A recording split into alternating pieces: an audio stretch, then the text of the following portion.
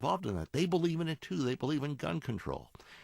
The problem is when you look back at these expanded background checks and what they might have done, even the New York Daily News, which is hardly a bastion of conservative thought, described the president's pending background check expansion as, quote, meaningless. And they said the last 15 mass killers all passed background checks. And so we wonder, will this really have any impact on mass shootings in the future? Congressman Tim Walberg from Michigan on the other end of our line with reaction to the president's address yesterday. Happy New Year to you. Happy New Year to you, Frank. It's good to talk with you again after you've come through successfully your challenges. Yeah, well, it would have killed a lesser man, and I always like to say, Congressman, I have the strength of 10, for my heart is pure. So and hit him straight. I hope so. That's the object down the road. So the president wants more background checks, among other things, in his proposals yesterday. He wants people to be more limited in those who can sell firearms. Good idea, bad idea, constitutional, not constitutional? Your thoughts? Well, I believe it's unconstitutional, the direction he's going, especially since he's stepping out of his position as executive and in the administration to carry out the law and let the Congress put the law in place. And he tried this once before. The U.S. Senate, Democrats, including, opposed him on it because, frankly, this doesn't go the right direction. The direction we're looking at is dealing more with the mental health issues, and it's a strange thing that the president and the Democrats won't come on board and assist us in getting a great mental health bill through the Senate that could add some real resources to go after people that do bad things, regardless of whether you use knives or guns or their fists or you name it. And so the president standing yesterday and trying to make us appear that we don't have the laws in place now to deal with gun violence and the wrong, evil use of guns is just absolutely wrong, and telling the people nothing more than what he wants them to hear, but not the truth. Well, the problem is that these people who use guns to kill people in mass shootings are breaking laws in doing that. Forget the gun laws for a moment. It's illegal to kill people. It's illegal to shoot people. They don't care about the consequences. Why would they care about the consequences of registering a handgun, for instance? That's what's puzzling to me in trying to reason how this is going to stop violence. Absolutely. I'm going through the process now of renewing my CPL. It's 5 years since I got my CPL the last time, and so it's time to go through it again. I stopped at the clerk's office on Monday of this week and picked up the packet that I needed, the application. It says I need an hour of range time. I'm going to do that, or I've done it already. I'm going to do 3 hours of review of the laws of the state and the federal government on gun usage as a CPL license holder. No criminal is going to do that, but the two terrorists in San Bernardino didn't do that. They used a straw purchaser to get their weapons. They didn't go through the legal process.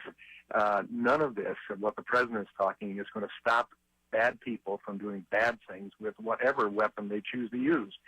The issue is how we get to the bottom of the reasons why they do this, and then when a person does it, make sure that it's an understanding with the rest of society that we will use the full weight and extent and power of the law going after these people that are doing evil. And then let the good Americans, the law-abiding Americans like you and me and your listeners out there, have the rights and privileges that are given to us in the Constitution, specifically in the Bill of Rights. And the Second Amendment is the second part of the Bill of Rights that is given to us, the right to keep and bear arms ourselves, which includes also having the resources necessary to push back against a runaway government. The framers and founders in wisdom saw that as a necessity to keep a free society, and right now, Frank, you and I can agree that law-abiding, legal-minded citizens are using that right responsibly. Well, and the other part is the missing from the president's remarks yesterday. And while I felt the pain of all those families and have every time there's a mass shooting, I think all of us who are Christian feel that sense of loss. We share that not directly, but certainly from afar as feeling human beings. But also missing from the president's remarks, though, was any mention of the Americans who have been able to save themselves. by defending themselves with weapons from those who would do them harm. And I don't think those people should be forgotten. Congressman, hang with me for a moment. I want to do traffic and weather real fast. I'll come right back, okay? Congressman Tim Walberg with us, but first, traffic on the fives first here on WJR with Dana Clark. Brought to you by MyCleanPC.com. Watching problems in Detroit, Southfield, and Troy. Let's start along 696 eastbound at American Drive. Two-car wreck blocks the right shoulder in Southfield. Over to that accident in Troy, 75 southbound before Crooks. That collision blocks the right lane. Two problems working in Detroit, Southfield Freeway northbound after Joy. Accident blocks the shoulder.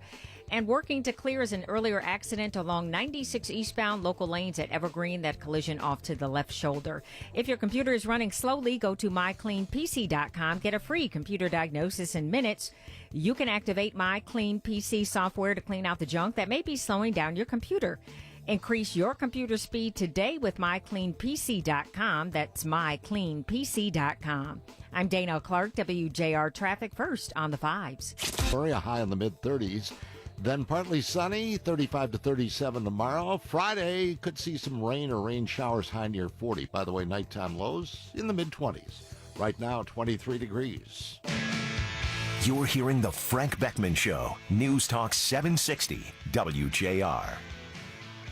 Congressman Tim Walberg with us. Before we get into what you want to do with mental health as it relates to guns, a quick aside, from a personal standpoint, why do you feel that you need to carry a weapon? Why do you choose to do so? Because it's my right and responsibility as a citizen of the United States to be prepared to defend this country, its greatness, its Constitution, and it goes more than just my personal body. It's the issue of making sure that government knows that there are citizens in this country that are willing to do what's necessary to make sure that the American idea survives. And that's an important thing. I also want people to know, and the law enforcement to know, that I'm willing to take care of myself and take care of others in the process, knowing that they will do their absolute best, but they can't be everywhere at every time. And I think that's the example that we see in recent and past major mass killings. They happen in gun-free zones. They're cowards using evil to go out there and murder people, but they don't do it where they know that someone could draw down on them. Mm-hmm. That's the difference in a free society that says we expect our government to do the right things for us, but we will also take our own responsibility in caring for our needs. And that's why I do it.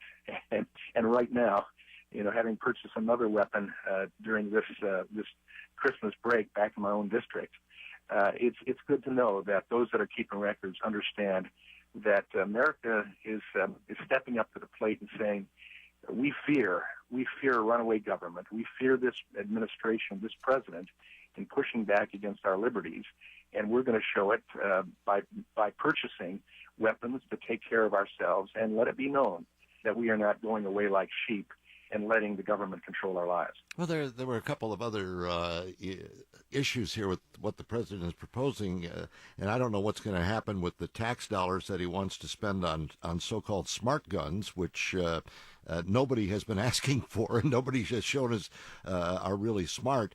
But he's burdening gun dealers who are already following the law into more paperwork, right. And there's a lot of precedent here. The private sale of guns, while those who sell more than one are now going to have to register as a gun dealer, or at least try to. It might invite those who do have an idea they want to bypass the law just to break the law and give those guns up in cash deals. And so I don't know that that's going to stop the proliferation of weaponry either. No, the president knows, at least ought to know full well, that everyone who makes a business of selling guns has to be licensed, and in being licensed, they also have to do the background checks. That's required, right. Whether it's at a gun show or the local gun dealer that I use. It's the law already. The issue is, Mr. President, how we deal with using the laws that we have presently in place. If you want to put dollars toward having a Justice Department that actually follows the law, that you give the resources to the police agencies to go after the criminals who use weapons illegally, that's one thing. But if you're doing things to make it more restrictive for law-abiding citizens like you and me to have the resources of the Second Amendment available to us, then that's a wrong-headed approach, and we will oppose it to the fullest. The president may try to do executive orders, but in the end, I believe the Constitution will be upheld, whether we have to do it through legislative process where we can, or whether we have to do like we've done successfully on some other of these executive orders like amnesty. We've taken it to the courts, and the courts have decided in our favor so far. And I think that's the constant diligence that we have to perform in making sure that freedom is left in this country. That is the uniqueness, you know, Frank, as well as I do. That's the uniqueness of America, and we don't want to give that away. All righty. I want to welcome in I want to take a call. We haven't done this very often with you before, but I'd like to do this because I think Sure. This is one of my favorite liberal callers here that I want to wish a Happy New Year to Jerry in Detroit. How are you, my friend? Oh, good morning, Frank. Good morning. Welcome in and say hi to Congressman Walberg. Good morning, Jerry, you're morning, Congressman. Good to hear you. As someone on the other side of this issue, to me, there seems to be if I want to bring up a couple of things, if you have time. There seems to me to be kind of a misinterpretation of the Second Amendment. I think those on the pro-gun side, I think, have a kind of anything goes attitude as far as guns go. They feel that the Second Amendment pretty much means as many as you want, right, any kind you want, to take anywhere you want. To them, to them, there's no such thing as certain, reasonable limits, because I think what the president's doing, because sometimes, how do you know when that the person coming in to buy that weapon really is who they say they are, the so-called law-abiding citizen? To them, just because you're a law-abiding citizen, it means that you can own anything from 50 caliber sniper rifles to RPGs, perhaps even grenade launchers. No, that's not true though, Jerry. Those are outlawed, right, Congressman? You're absolutely right. You're absolutely right. There are limits. Automatic weapons are not allowed, and if a 50 caliber is not automatic, sure, you can use it legally. You can shoot it at a range, whatever you want, but you cannot use it illegally, and it can't be automatic either.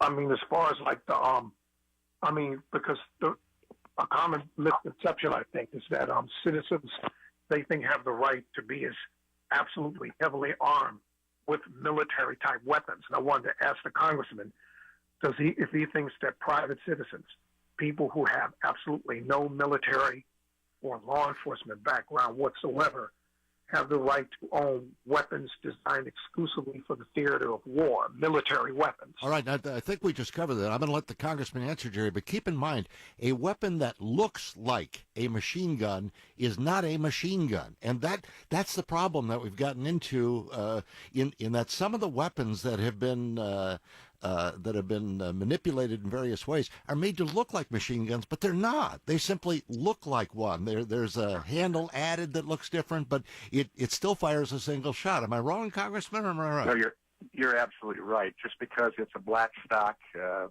nylon stock versus a wood stock, like I have on my shotguns, it doesn't make it anything different. It still shoots, and it shoots the same way, and can be used for hunting purposes or personal protection purposes. Either way, stop and think about it. I would say to your caller, if you went back to the Revolutionary War, one of the things that allowed us to have, even though we were a ragtag group of people, the ability to win that war was because we had our individual citizens had as up-to-date weaponry as the British military had. We had rifle barrels that started to come out at that time. If we would have used the same logic as your caller does, that a private citizen shouldn't have the same abilities as a military with weaponry, that would have changed the course of the Revolutionary War. We wouldn't have shot as well. It is, again, going back to the issue of whether we use it legally or not.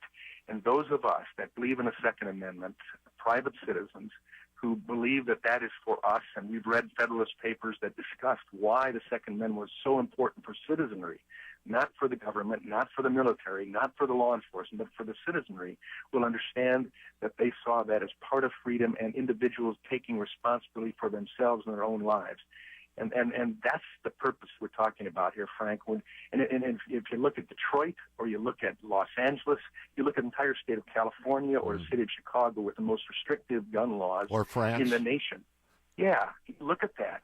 They're not safe. That's where the actions are taking place. That's where the majority of gun violence happens. Sadly, that's true. You know, the other part, though, Congressman, I am happy that the president is making it possible. He's not requiring, and I don't want people to get the wrong idea about this. Physicians are not being required to report on mentally ill people who own guns, but they are allowed to report when they have suspicions about people, and that was required because of our privacy under HIPAA. So if it gets to the point where we're requiring doctors to report that, we're going to have a real battle over that. But we're not at that point right now. But absolutely, and I think as long as we have due process, that will work just fine. Absolutely right. Listen, and one other point to Jerry, and I got to let you go, Congressman. We appreciate it. Is this? Yes, Americans have the right to own as many weapons as they want. There is no limit on that freedom, just as there is no limit to your right to freedom, life, liberty, and the pursuit of your happiness. There's no limit on that either. Thanks, Congressman. Good to talk with you. Well said, Frank. Bye-bye.